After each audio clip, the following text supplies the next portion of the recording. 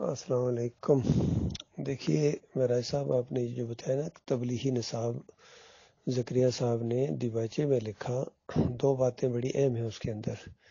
ایک تو یہ ہے کہ کہتے ہیں کہ میرے مالج نے مجھے منع کر دیا تھا کہ دماغی کام نہیں کرنا ہے۔ اب خود سوچئے کیا ان کو پرابلم ہوگی جو حکیم نے ان کو بتایا، مالج نے بتایا کہ دیکھنا دماغی کام نہیں کرنا ہے۔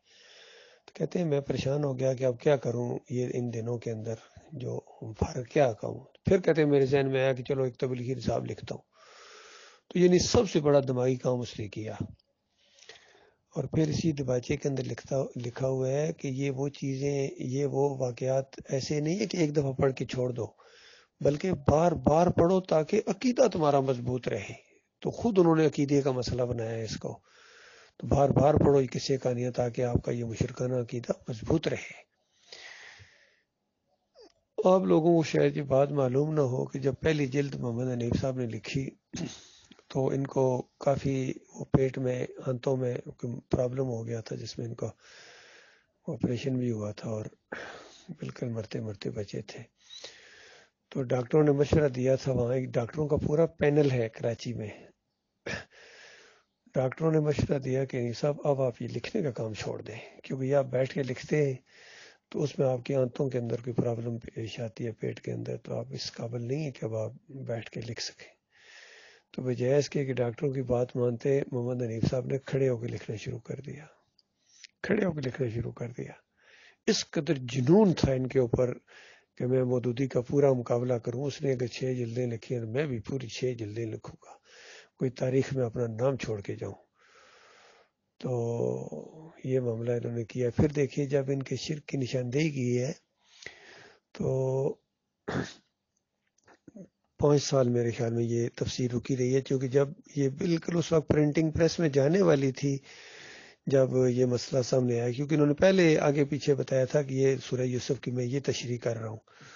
تو اسی وجہ سے وہ مجھے بھی انہوں نے بھیجا تھا ایک، تو اور لوگوں سے بھی انہوں نے گفتگو کی، ارشد ظفر صاحب سے بھی گفتگو کی تھی انہوں نے کہ اس بارے میں آپ کا کیا عقیدہ ہے۔ تو انہوں نے کہا میرا وہی عقیدہ ہے جو ڈاکٹر عثمانی رحمۃ اللہ علیہ نے جس طریقے سے بیان کیا ہے کہ یہ سجدہ اللہ کو ہوا ہے، سجدہ شکر ہے۔ تو محمد حنیف صاحب کہنے لگے پھر تو شخصیت پرستی ہے۔ ان کا شخصیت پرستی کیسے ہے؟ یعنی جو صحیح تفسیر ڈاکٹر عثمانی رحمۃ اللہ نے کی ہے وہ ماننا شخصیت پرستی ہے؟ حالانکہ صحیح بات یہ ہے کہ محمد حنیف صاحب کی بات ماننا یہ شخصیت پرستی ہے، کیونکہ حنیف صاحب کا عقیدہ قرآن کے خلاف ہے۔ ہمیں قرآن کا عقیدہ ماننا چاہیے، جو قرآن میں جس طریقے سے آ گیا وہ بالکل حق ہے۔ تو قرآن میں تو یہی آیا ہے کہ سارے انبیاء اللہ کو سجدہ کیا کرتے تھے۔ سورہ مریم 58 نمبر آیت اس کی نص ہے، اور پھر سورہ یوسف کا بھی مضمون اسی طریقے سے ہے کہ اس خاندان نے کتنی مصیبتیں اٹھائیں، صبر کی زندگی بسر کی، اور جب اللہ نے مشکلات کو ختم کیا اور خوشحالی کا دور لایا تو پورا خاندان اللہ کے سامنے شکر گزاری کے طور پر سجدے میں گر گئے۔ تو یہ سجدہ شکر تھا جو اللہ کو ہوا ہے۔ اسی وجہ سے ڈاکٹر عثمانی رحمۃ اللہ علیہ نے یہ فتویٰ دیا ہے کہ جن کا ایمان خراب ہوتا ہے وہ اس طرح تفسیر کرتے ہیں، کیونکہ پہلے ایمان خراب ہوتا ہے بندے کا، تب وہ اس طرح تفسیر کرتا ہے، اس کا دماغ ہی ادھر جاتا ہے، جس طرح کی اینک پہنی ہوئی ہو اسی طرح اس کو چیز نظر آتی ہے۔ یعنی ہم کہہ سکتے ہیں کہ جس نے سرخ اینک پہنی ہے اس کو ہر چیز سرخ نظر آئے گی جی، جس نے سبز اینک پہنی ہوئی ہے اس کو ہر چیز سبز نظر آئے گی جی۔ اسی طرح جس کے دماغ کے اندر شرک ہے، جس کے خون میں شرک ہے اور نظریات میں شرک ہے، اس کو اسی طرح نظر آئے گا کہ یہ سجدہ یوسف علیہ السلام کو ہوا تھا۔ واقعی ان کو نظر آتا ہے اسی طریقے سے، چونکہ دماغ میں شرک ہے،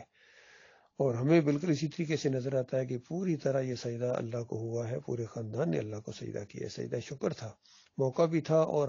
پورے قرآن کا مضمون بھی ہے، پورے انبیاء کی دعوت یہی ہے۔ اور اگر یوسف علیہ السلام کو سجدہ مانا جائے تو پورے جو دین اسلام کا ایک مزاج ہے، پھر قرآن کی جو دعوت ہے، دعوت القرآن یہ ہے کہ اللہ کو سجدہ ہے، تو نبیوں کی دعوت اس کے ساتھ یہ چیز ٹکراتی ہے، بالکل میل نہیں کھاتی ہے۔ تو اسی وجہ سے جو ہے نا محمد حنیف صاحب نے اس کو اس کے اندر ڈال کے، چونکہ عقیدہ ان کا خراب تھا، تو یہ 5 سال ان کو موقع ملا تھا، ہر اینگل سے یہ چیز ان کو سمجھائی جا رہی تھی، بتائی گئی، لیکن یہ ضد میں آ گئے۔ بغیم بینہم، یہ جو قرآن کے اندر ہے، ان مولویوں نے جو دین کو بگاڑا یہود و نصارہ کے آپس میں ضد کی وجہ سے، علم آنے کے بعد تو یقین کیجیے تھوڑی سی حیرانگی ضرور ہوتی تھی کہ یہ کیا معاملہ ہے، علماء تھے، یہ ضد کی وجہ سے انہوں نے آخرت اپنی برباد کر دی، اتنی زبردست قسم کی جنت کی پرواہ نہیں کی، اتنا خوفناک جہنم انہوں نے لینا قبول کر لیا آپس میں ضد کی وجہ سے۔ تو لیکن جب یہ ان کا ماحول دیکھا نا، محمد حنیف کا، سعید احمد کا، انیس الدین کا، یعقوب علی کا، فیاض محمود باجوہ کا، قاری خلیل الرحمان کا، حکیم رمضان کا، یہ جو انداز دیکھا، یہ ضد بازیاں تھیں ان کی، یقین کیجیے آپس میں ضد کی وجہ سے کٹے لڑے آپس میں اور عوام کو برباد کر دیا، بالکل اسی طریقے سے جس طرح دنیاوی لحاظ سے یہ اوپر والے لڑ رہے ہیں آپس میں، عمران خان، شہباز، نواز شریف اور یہ سارے آپس میں لڑ رہے ہیں، اور نیچے عوام برباد ہو رہی ہے، عوام کی کوئی نہیں سن رہا، وہ آپس میں کٹے لڑ رہے ہیں اور ایک دوسرے کو نوچے جا رہے ہیں اور مفادات ہیں سمیٹتے ہیں اپنے دنیا حاصل کرنے کے لیے، اقتدار کے لیے۔ بالکل یہی معاملہ ان کا ہے کہ محمد حنیف اپنے اقتدار کی وجہ سے کہ اب اگر میں چھوڑوں گا اس طریقے سے تو لوگ کیا کہیں گے سارے، اور پھر جو دوسرے ہیں وہ اوپر جانے کی کوشش کرتے ہیں ان کی خوشنودی حاصل کرنے کے لیے، وہ اسی کی سائد لیتے ہیں، ان کو ہوش نہیں ہے کہ اللہ کے سامنے جانا ہے، کل قیامت کے دن فیصلہ ہونا ہے، جنت بھی ہے جہنم بھی ہے۔ ہمیں تو یقین کیجیے بالکل یہی چیز میرے سامنے تھی کہ دیکھو ایک طرف یہ ہے کہ یہ لوگ جو ہے نا یہ بھیڑیے کی طرح پڑیں گے، اور دوسری طرف یہ تھا کہ اگر میں نہ بولا تو کل قیامت کے بعد یعنی اللہ کے سامنے جب جاؤں گا تو مالک جب پوچھے گا تو میں برباد ہو جاؤں گا وہاں، یہ تو نہیں بچا سکیں گے، صرف اس وجہ سے میں کھڑا ہوا ہوں اس ارادے اور عزم کے ساتھ۔ اور یہ اور بات ہے کہ اللہ تعالیٰ نے اس کے بعد اور زیادہ مضبوط کیا، اور زیادہ مضبوط ساتھی بھی دیے اور زیادہ دلائل دیے، اللہ تعالیٰ نے زیادہ دلائل ملے ہیں، پہلے سے زیادہ دلائل ہے کہ یہ سجدہ اللہ کو ہوا ہے۔ تو یہ ساری کہانی ہے بھائی ان کی۔